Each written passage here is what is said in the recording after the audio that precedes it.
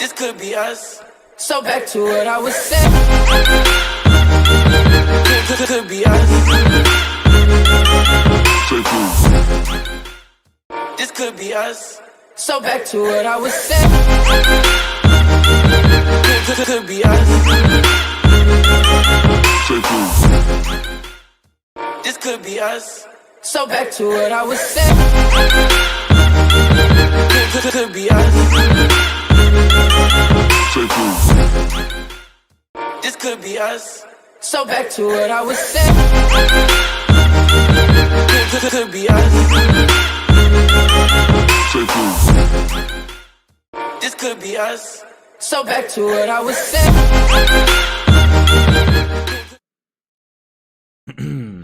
What's going on? Everybody out there that's getting prepared for the upcoming state championship. Shout out to all the Implodians as well. Avondale, Roper School, Cast Tech, whoever's out there that's checking out this video. Plus, all of you guys who are newcomers to the channel, make sure that you follow me on Twitch. You can see it in the ticker down below. Also, subscribe to the YouTube channel and like the video if you like it. And we're gonna get into our lesson. It's a continuation of imbalance training, and the last video we had was winning when you have a backward pawn. I'm gonna look at a game where you win against a game that demonstrates how to win against a backwards pawn. So the first thing, once you complete the opening and you find, it don't have to be completed the opening. Once you find your first imbalance, remember imbalance is a difference. Once you find that first difference, you have to stop and actually list. And what that means is kind of tell yourself what are the general plans and ideas based on the difference on the board. And so we're talking about going against the backwards pawn. And what you want to do when you're going against the backwards pawn is you want to control the square in front of the pawn. That's the number one thing you want to do. Because if you want that to be a target that you're going to attack, you want to make sure it can't just move away and be pushed up. So you want to control the square in front of the pawn. You would like to trade the pieces that also control that square. Okay, so that you can maybe put a knight on that square, because the knight in front of that pawn is a weak square, perfect for a knight. Or the square in front of that pawn is a weak square, perfect for a knight to be placed there. And so that's another option for you when you're going against a backwards pawn. And plus, the backwards pawn is only weak if it's on an open file. All right. And you want to bring your rooks and your queens to attack that backwards pawn on that open file. And so that's a whole middle game plan. And that doesn't mean you're going to win that pawn. What it does is it forces your opponent to stop you from winning the pawn. And then that way you can get counterplay on other parts of the board a lot of times. So we're going to look at a game between Garry Kasparov and Peter Svitler. And this is the Russian Championship in 2004. And let's get going right now. So Garry Kasparov is white. Peter Svitler is black here. D4, D5. And C4 and C6. Move was knight C3, D takes C4, E4, B5, because Kasparov is threatening to take the C4 pawn, so B5 protects that there. He plays A4 here, attacking a pawn twice. One defender, and then the move B4 is played, and then knight to A2, attacking B4. Here he plays knight f6, attacking e4, e5, knight d5, which protects the b4 now. Bishop takes c4, and then the move e6 here. And already Kasparov is looking at this c6 pawn, which this is the backwards pawn we're talking about here on c6. And it's on an open file. So after a couple moves, we might want to get the knight back into the game eventually. But this pawn is going to be a target on the chessboard for white for this game. And so just pay attention to both sides as they try to maneuver around this backwards pawn. Now, of course, black would like to push this forward, but black is, not in a rush in a lot of cases pushing this forward. Maybe he should have been in more of a rush in this game. Let's see. So after e6, knight f3, bishop e7, bishop d2. He attacks this twice here. After bishop d2, a5, and now knight c1, because we're going to go to d3 or b3. Why? To control the square in front of the backwards pawn. After knight c1, knight d7. Why? To control the square in front of the pawn. Knight to b3. Why? To control the square in front of the pawn. Place h6. What that does is it stops white from trading away his bad bishop. Remember, bad bishop is any bishop that's on the same color as the center pawns. What makes it bad? Because this bishop can't freely move as much as another bishop that's not the same color. These pawns kind of block the bishop's movement. So there's rules, and I'm talking about another imbalance. I don't want to get too far off of our topic, but there's rules based on the bad bishops, and in our Implodian rules, you would see that there's 3 ways to get rid of a bad bishop. You can trade it for a piece of equal value, which is what black was trying to prevent. You can move the pawns from in front of the bishop. That's another way, but that's not possible here. Or you can get the bishop outside the pawn chain, which is, of course, very hard.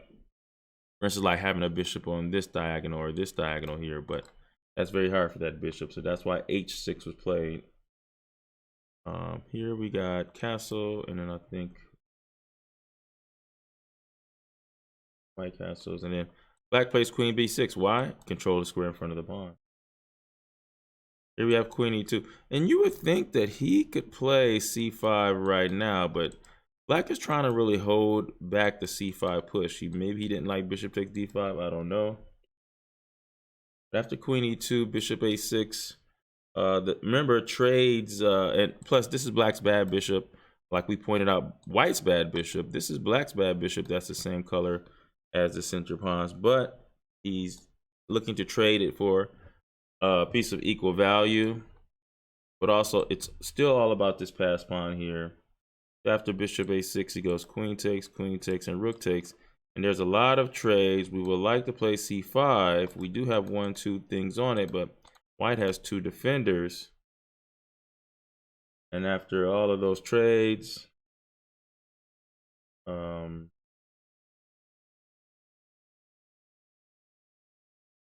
actually, hold on.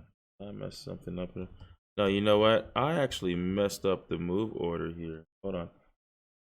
Kind of got that messed up here. Wait a minute. Castle, queen b6, to bishop a6. But instead of taking, there was rook f to c1. Why? We want to control the square in front of the backwards pawn. Now we're bringing the rooks to the files here, getting ready for our middle game plan. The imbalance on the board, which is a backward pawn, is right here on c6. Why is it a backward pawn? Its friends have left him behind. So no other pawns can defend the c6 pawn. All right. So after rook f to c1, we have castle, and then there was bishop takes, queen takes, rook takes, and then now the king comes into the game. King f1, and all he wants to do is bring the king to the center, double the rooks. This is a pretty nice and easy game for white here. Easy plan. Rook c8. Why? We want to play c5. So after rook c8, we have king e2, king f8. Remember, once the queens come off the board, guys, it's the end game, and that means kings are now becoming fighting pieces. Kings can fight too. King e8, and then bishop e3. We don't care about knight takes bishop. This is a bad bishop anyway. We don't care about that. And also the bishop, what does it do here? It helps control the square in front of the pawn. Remember, our rules are, you know, this is not rules that we make up as Implodians or as people who use imbalances to, you know, play the game of chess. These are also things that the top players play. Look at Gary Kasparov doing exactly what our rules say when we're going against a backwards pawn, is to control the square in front of it. We have 1, 2, 3, and 4 controlling that square with bishop e3. Knight to b6 here. He's doing this because we want to add the rook, but then the rook, we would lose the a4 pawn if we did that. So that makes sense to prevent us from piling up on the backwards pawn. Here we got knight e1. We're going to bring this knight over to d3. Why? To control the square in front of the pawn. After knight e1, h5 is played here. Knight to d3. Then knight to d5 here. d3, f6. Kind of attacking the space, trying to make this bishop a little bit better here. Rook a to c1. We got this in now, since the knight is no longer attacking a4.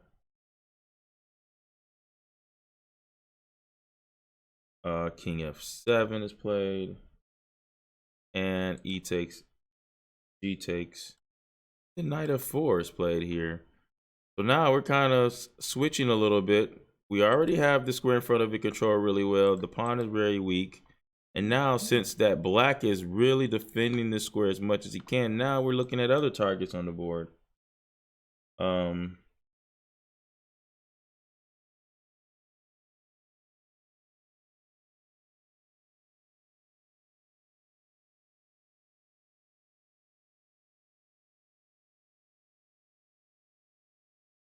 Okay. Sorry. So after knight f4, there is a knight takes f4, bishop takes f4, and knight f8 here. Still, we have the square in front of it controlled. Here, knight c5. Now we occupy that square. Remember, I told you guys, when there's a weak square in front of a backwards pawn, that is a perfect square for a knight. So he puts a knight there. Then we have bishop takes, rook takes here, and still the backwards pawn is there. Look at these rooks that are inactive. They're very passive because they're just sitting there protecting a pawn. You don't want to have passive rooks in chess. All right, so after that, f5 is played. And then we have bishop g5, controlling the dark square here. I think mostly that stops the rook from attacking our pawn here on d4.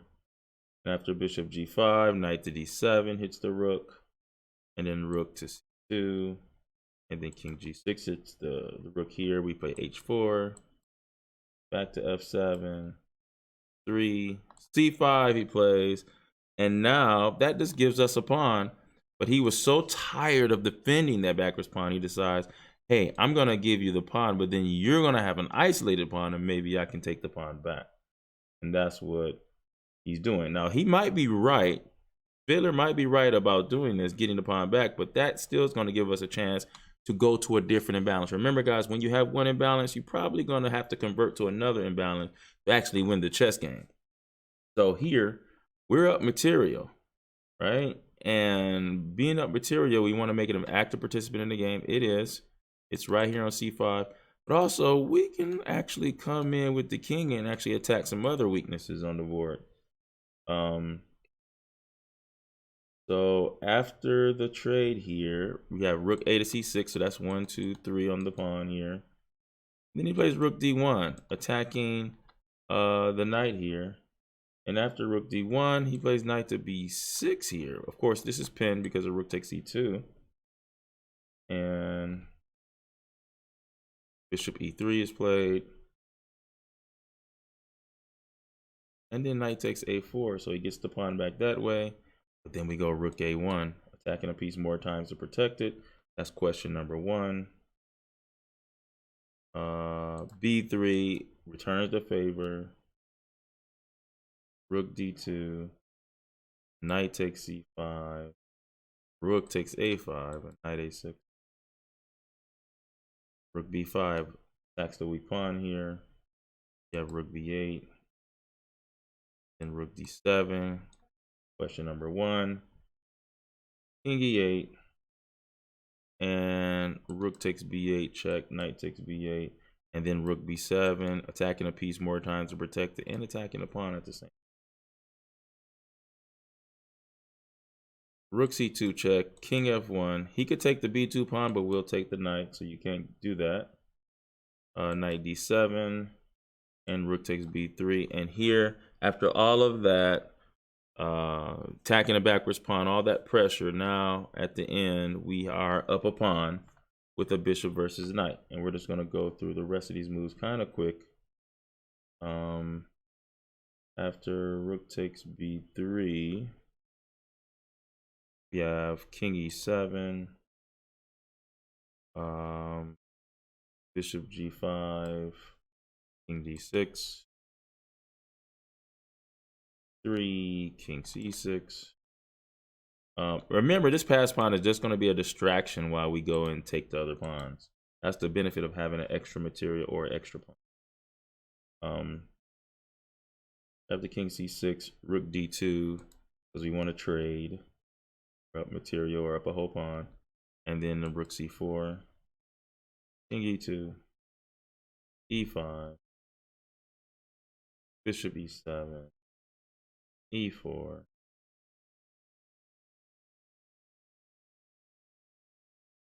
And now rook d6 check, king c7, rook d5 attacks the f5 pawn. Rook c2 check, king to e3, rook takes b2, rook takes f5, he takes an f3, we take an f3 with the king. We still are up a pawn here. Now the king is cut off because of this rook here. Rook b3 check, king f4, and here he just resigns. And so he quits the game, knowing that after another check, we're just gonna go in here. Let's say you check here, we just take this. You take here, we just go here. You don't want to trade, and then we just move here, and we're just ready just to start pushing. We're gonna get a queen eventually. So he knew that was coming. This is a great game from Gary Kasparov versus Peter Svitler, showing us the imbalance of backward pawn. We had an example of how to win when we own the backward pawn. And now we have an example of how we win when we're going against the backwards pawn. Remember, the game is all about differences and enable to increase your strengths and your positives when you have a difference, and kind of hide those negatives, and being able to judge when you should change into that difference, or you should use that difference as a plan in your game. And once you get that skill, once you have that ability to judge the differences on the chessboard and actually know what the plan should be, what the rules are when those differences appear on the board, that's when you will master the game. I am Coach Brian for the Implodians. Peace.